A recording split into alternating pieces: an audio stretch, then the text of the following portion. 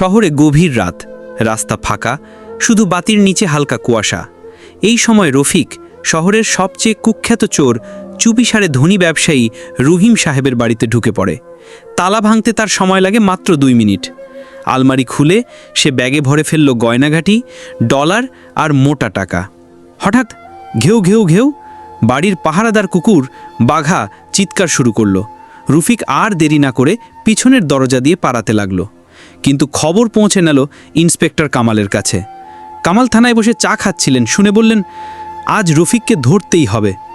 তিনি সঙ্গে সঙ্গেই ওয়াকি টকি হাতে নিয়ে সব রাস্তা ব্লক করার নির্দেশ দিলেন। পুলিশ ভ্যান, মোটরসাইকেল, সাইরেন, পুরো শহরে যেন যুদ্ধ শুরু হয়ে গেল। রফিক মোটর বাইক চুরি করে পালাচ্ছিল, পিছনে পুলিশ জিপ দমকা গতিতে ধাওয়া করছে। রাস্তার মোড়ে হঠাৎ কামাল নিজে মোটর বাইকে চড়ে তার পিছু নিলেন। দুজনের গতি এত বেশি যে বাতাস চিরে শব্দ হচ্ছিল ভূ।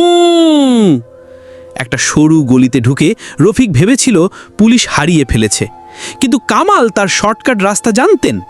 তিনি গলির শেষ মাথায় এসে দাঁড়িয়ে বন্দুক তাক করলেন। ব্যাগ ফেল রফিক, শেষ হয়ে যাবে খেলা। রফিক দৌড়ে পাশের দেয়াল টপকালো, কিন্তু ভাগ্য খারাপ, ওপাশে আগে থেকেই 2 পুলিশ দাঁড়িয়েছিল। ব্যাগ থেকে টাকা গহনা ছিটকে মাটিতে পড়ল। কামাল এগিয়ে গিয়ে বললেন, তোর গতিও আছে, সাহসও আছে, কিন্তু পুলিশের চোখ ফাঁকি দেওয়ার মতো বুদ্ধি এখনো হয়নি। রফিক হাতকড়া পড়ল, আর শহরের চারদিকে শোনা গেল, কামাল ভাই আবারও সফল।